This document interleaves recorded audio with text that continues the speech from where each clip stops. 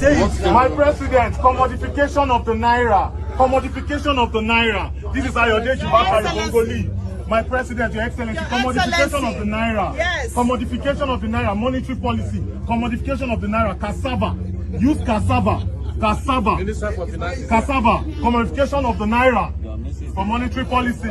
For those of us who don't understand what they talk about modification of the naira using cassava, this man what they call the Rikolowole Conrad say, for those of us who don't understand what the man is saying, only 7 countries produce cassava, which means cassava is sourced worldwide, just like gas, gold, etc. So, if we produce cassava and sell it overseas, we will make more dollars for the country.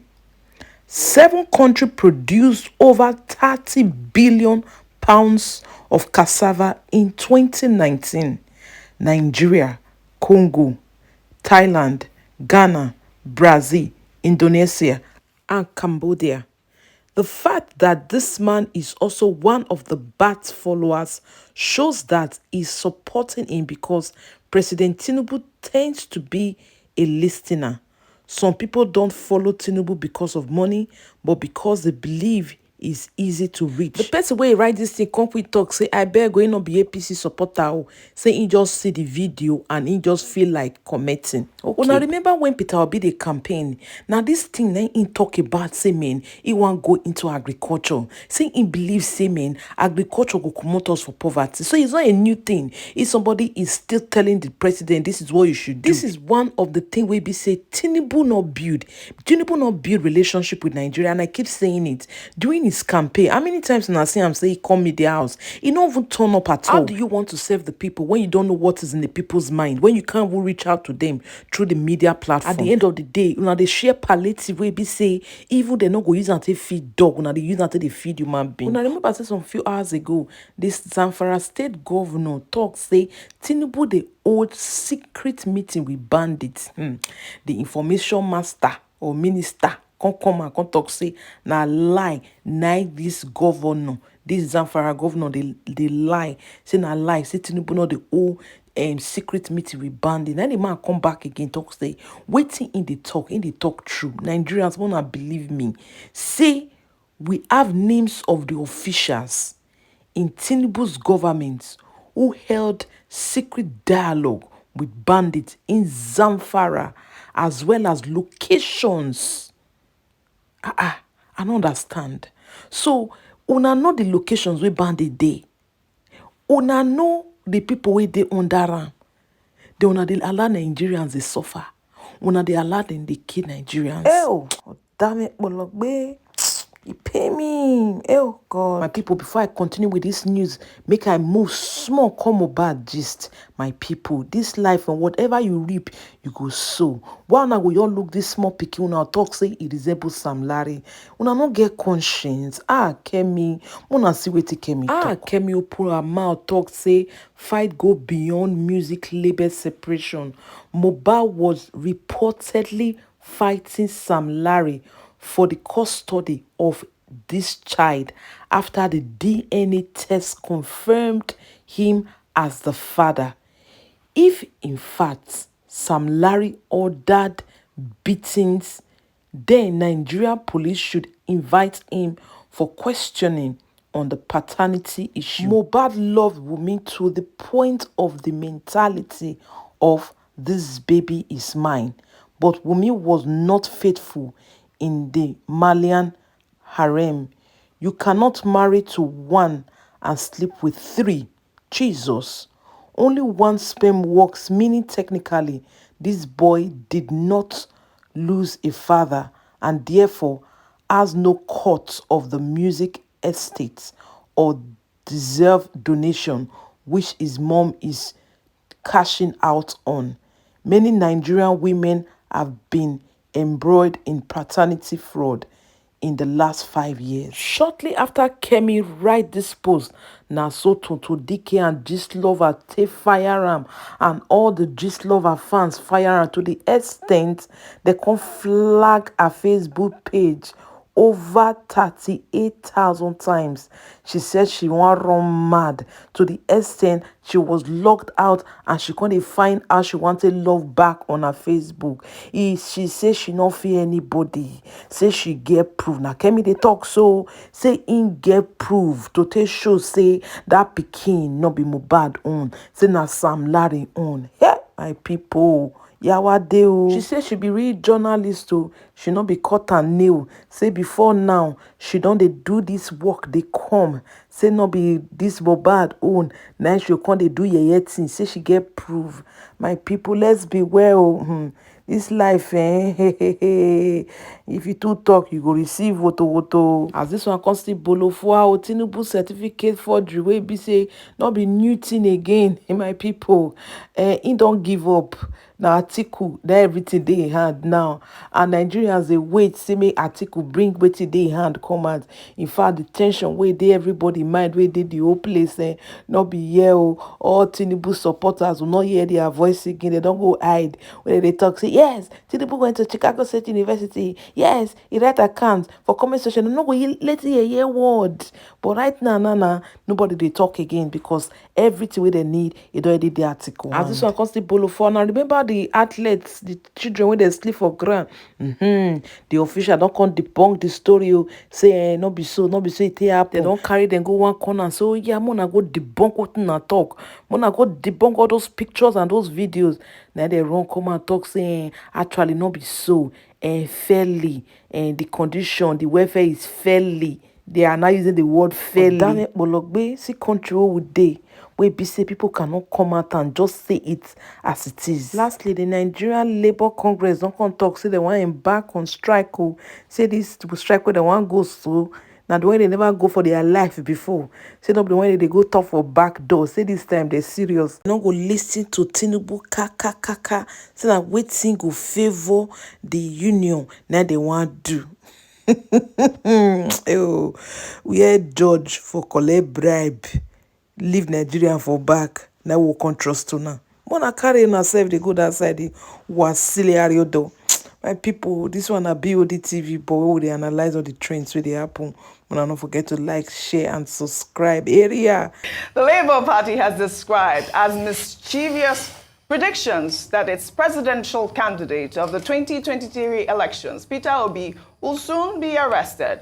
Over the weekend, reports of prophecies foretelling Peter Obi's arrest by authorities ahead of the Supreme Court hearing began circulating online. One of the prophecies was by Prophet David Elijah, the Lagos-based pastor who claimed that he saw Peter Obi under house arrest. Well, in a video on his YouTube page, the cleric called on the obedience to pray for their candidate not to be detained. Another prophecy trending was by the spiritual leader of the Christ House of Prayer Deliverance Ministry, Pastor Elijah Bamidele. He said he saw in his revelation that Peter Obi was arrested, handcuffed, and detained in DSS custody.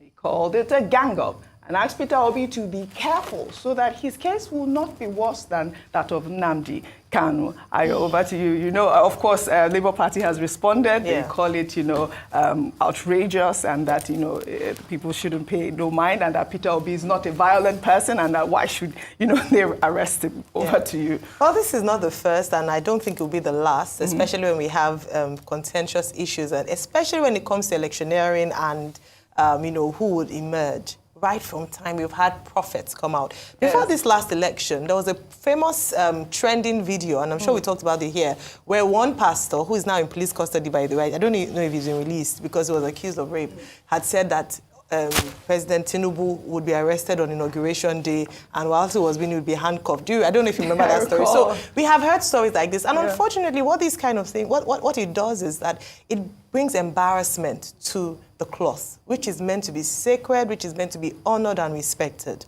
And so when we have people whom you can't even trace their calling, you don't know who ordained them, you don't know what their history is, come out with. I'm not saying that they didn't see, but I'm saying that we've had so many, there's a proliferation of prophecies that it then makes it almost unbelievable to listen to. They are genuine prophets. And so, unfortunately, what these men do is that they taint the office of the prophet. It's not everything that you see or you hear that you come out to say also, even as men or women of the cloth. I think that's important to also state.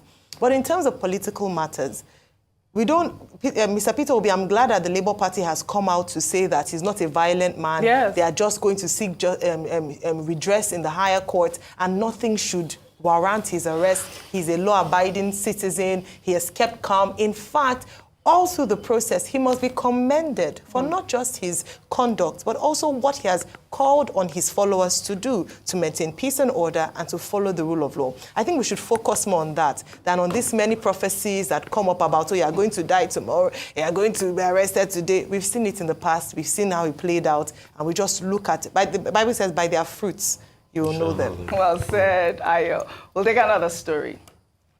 The president of the Academic Staff Union of University, Professor Emmanuel Osodege, has raised the alarm over the looming 40 to 50% of students who he predicts may drop out of school within the next 2 years if the federal government fails to stop the continuous fee hike in universities. The professor made the comment during a live television interview, emphasizing that students will be unable to make the payments. Last week, students of the University of Lagos trooped out in their numbers in protest of the tuition fee hike. Let's take a listen to one of the students. When did they want us to see 200 plus for school fees? 25,000 naira to 200 plus for school fees. When they want to see that? Even if I'm doing work myself, I don't understand why they cannot listen to us. We don't have such amounts. Most of us, our parents are not catering for us. We struggle life for ourselves.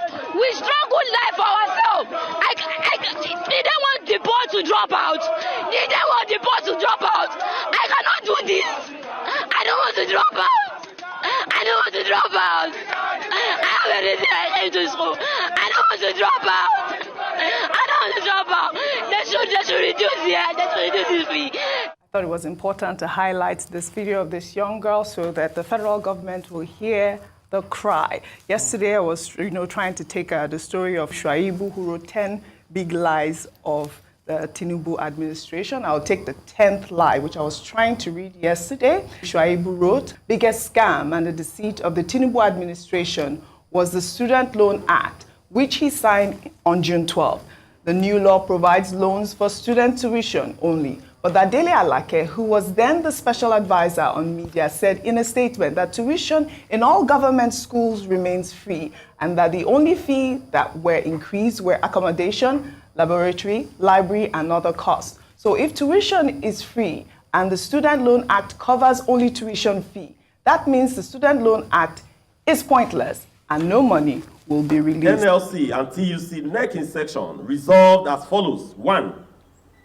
So, in the spirit of the Independence Day celebration, and to demonstrate our resolve for a truly independent Nigeria, to take our destinies in our own hands and rescue our nation. 2. To embark on an indefinite and total shutdown of the nation, beginning on 0 hours, Tuesday, the 3rd day of October 2023. 3. To direct all workers in Nigeria to withdraw their services from their respective workplaces commencing from the 3rd of October 2023. 4. To direct all affiliates and state councils to immediately start mobilizing accordingly for action to organize street protests and rally until government responds positively to our demands. 5. To enjoin all patriotic Nigerians to join hands across the nation to assist this government, put the people back at the center of its policies and programs. In what appears to be the last grip of a prima facie petition aimed at upstaging President Bola Tinubu's hold on power, Atiku Abubakar's counsel had demanded to unravel President Tinubu's academic records at the U.S. institution to boost his petition at Nigeria's Supreme Court. The Chicago State University had come under torrents of criticisms for locking its X or Twitter account, which contains details of Tinubu's academic records and the class of '79 which Tinubu claims to belong. The coming days had continued to build spurious sentiment and curiosity against Tinubu's academic records, which is being shrouded in secrecy. Tinubu's prayers on Monday came as part of the ongoing legal battle unfolding at the United States District Court for the Northern District of Illinois in Chicago. The case was brought by Atiku, who has been on a judicial quest to establish that Tinubu was not eligible to be Nigeria's president despite his election victory in February 2023. After a long-drawn clamor for the full disclosure of Tinubu's certificate, the U.S. court finally ordered the Chicago State University to release President Tinubu's documents, but limiting it to only his diploma certificate. While this was supposed to clear every doubt, contrary to expectations, it wasn't so, as it turned out more controversial due to the discrepancies in two different signatures and dates on the certificates. But Tinubu's counsel dismissed any insinuation of deliberate fraud by putting the blame as a clerical error on the Chicago State University. His counsel says, quote, "There is harm in allowing discovery on issues and documents outside the diploma." Tinubu's lawyers said this in the full briefing to the court seeking a review of Judge Jeffrey Gilbert's order by a district judge, Nancy Maldonado.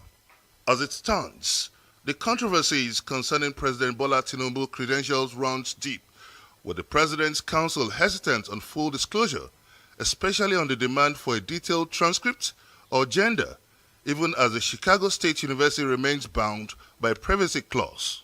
The identity of who was admitted into Chicago State University in the 1970s has been a hot issue after college transcripts emerged that indicated the school admitted a female Bola Tinubu from Southwest College, Chicago in 1977. Political analysts say as the issue lingers, the certificate saga still holds more puzzle for Atiku's legal team to unravel, while President Tinubu's team will need to convince the international community of the acclaimed validity of his credentials. Now let's take you to Delta State, where just a few days after the opening ceremony of the National Youth Games in Asaba, news has been trending on social media of alleged claims on the welfare of athletes in the state. Well, speaking to some officials and athletes, they say all necessary provisions have been provided by the state government, debunking the news of lack of accommodation and other necessities, while others complain about the lack of mosquito nets. Meanwhile, athletes have shown excitement at various competitions from football, cricket, and other games. I think the accommodation and the welfare is fair. It's fair. For us in Bayelsa, we are camped at the Model Technical College. I think that's a new school that they built, and the athletes are in the hostels. So for me, I think it's fair. Delta State, they did well in that direction. I've also seen on the social media where people make those complaints. But even on that social media, I've also said that the impression given is not exactly what I'm seeing on ground. And what we have seen for Bayelsa contingents at the Model Technical College, it's fair. Okay, even the hostel is not bad, but it's just that they need to do more to increase, because in outside Nigeria there, sports level is more than this. So we can improve. I believe we can improve. And Nigeria, anything we set our mind to, there's nothing we cannot do when it comes to sports. It's okay. The weather and the condition of the place is okay. The food they serve is okay for us. Although the windows are not properly fixed and the nets must. And first, we've had this conversation before here on Arise, talking about reiterating what the president has said, working in synergy. What do you think may have happened here in this case? Thank you very much, Suleiman. And it's again a tragedy. It shouldn't have happened, frankly speaking. And we should be focused on, one, preventing such a tragedy from happening.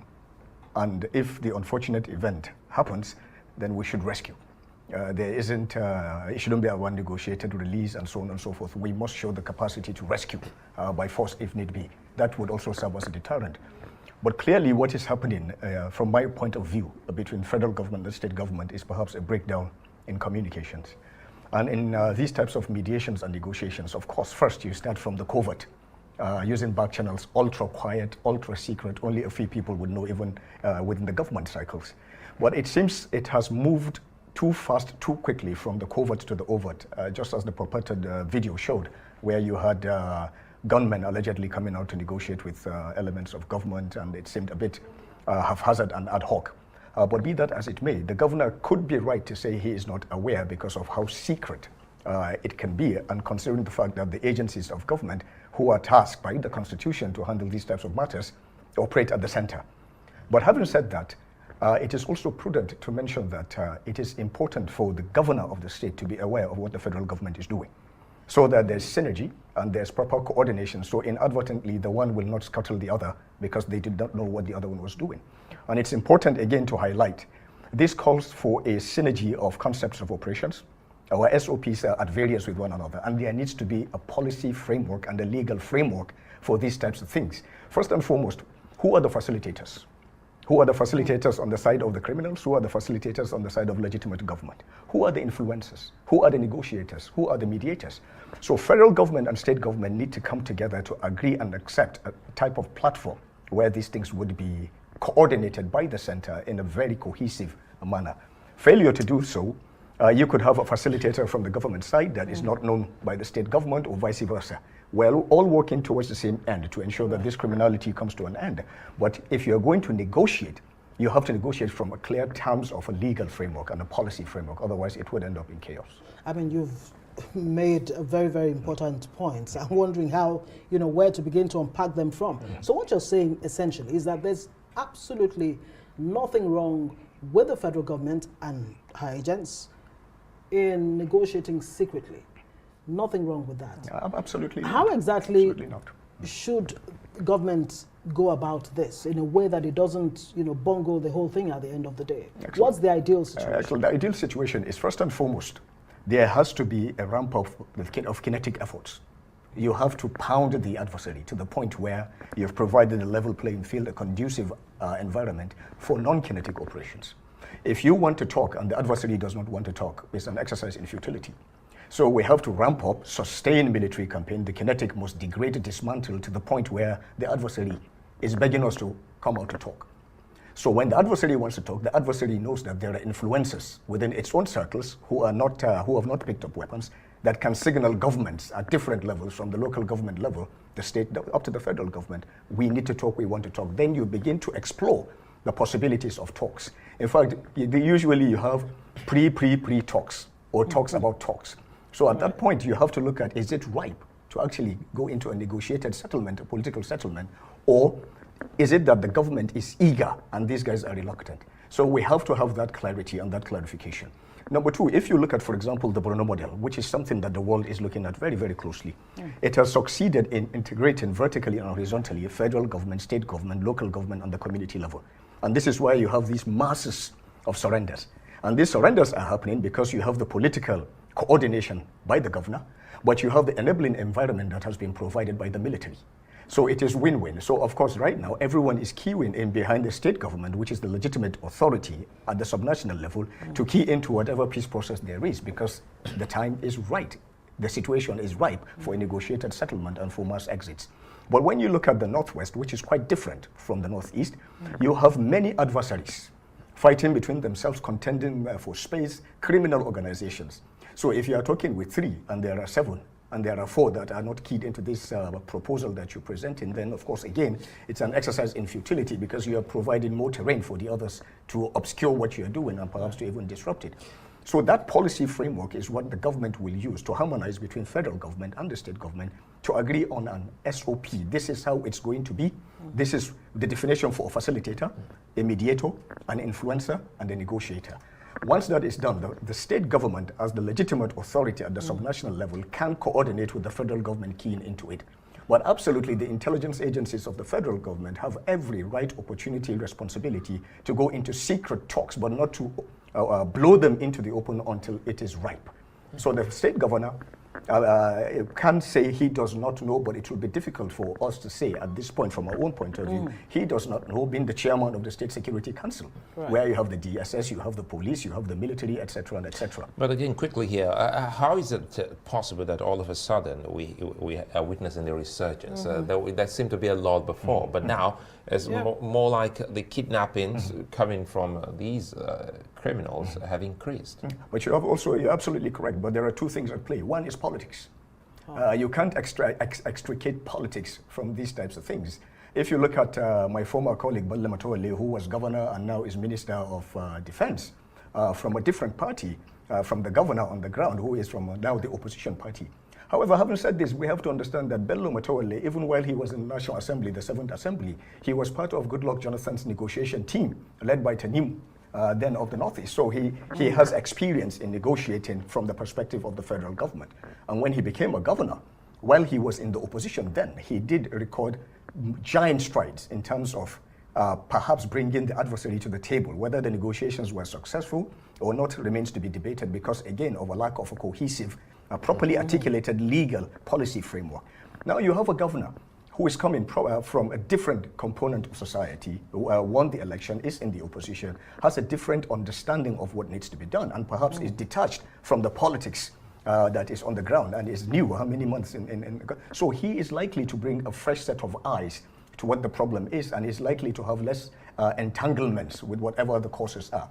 But however, unless and the NSA or the president brings these two together, former governor who sees himself perhaps having another term in office, making another play for another 4 years since he served only one term, and the new governor in the opposition party, unless their purpose is harmonized, there is likely to be a problem. And the platform to harmonize these efforts, of course, is the federal government. You have the office of the NSA who can coordinate, who can direct. But the tools of the federal government are also available to the executive governor of Zamfara State. So how do you now address the political dimension to this terrorism? Is it further complicating this war on terror? How do you even see this panning out? Excellent. First and foremost, we have to situate what is happening in Zamfara State and environs in its proper context. This is organized crime. It is not terrorism. There is no political agenda other than just to cause havoc and terror around. But it's not actually terrorism because it is devoid of a political agenda. And we have to dismantle this symbiotic organized criminal insurgencies before it becomes a terrorist movement. Now, the politics in it, of course, it's easy to oversimplify the issue and say it is the Fulanis who are aggrieved against the Hausa and Sakai. Everybody, like I told you, Sulaiman, a long time ago, everybody in Nigeria is aggrieved. You are aggrieved, I am aggrieved, my wife is aggrieved, my children are aggrieved. I hope you're not leaving me out of the You are also aggrieved, but grievances have ways of being channeled to find resolution. You don't pick up arms and unleash havoc on society that even affects your own people. So those who are innocent will also be affected. But there needs to be space for people to talk. There needs to be place for people to dialogue. But the federal government and indeed the state government must not dialogue from a position of weakness. We have to dialogue from a position of strength. Now you're talking about the federal government and the state, talking about that politics and the denial. Let's listen to the NYSC staff who has a thing to say which the government is already the government is already denying. Right, let's see it. To make contact with the bandits. But this contact, we can never present ourselves as government officials or security agencies. It is contact that we are making in disguise as parents. Within this period, I have already made contact with the parents of these children, some of them. I have their phone numbers, like 3 or 4 of them. I've started talking with them, and I told them I'm on ground to see what was happening. So that's the DG of the NYC there. Well, you see, what the DG is talking about, from my understanding of what he just said, is speaking after the fact. After the children have been taken and phone numbers are used to ask ransom and so on and so forth. But we are talking about mitigating the situation and resolving the problem. So unless we find a comprehensive way of addressing these issues, they will keep recording. If you recall, this is probably happening because of what happened in Chibok. They took Chibok, the Chibok girls, and because, again, there was no clear SOP, defined policy framework to ensure that it never happened again.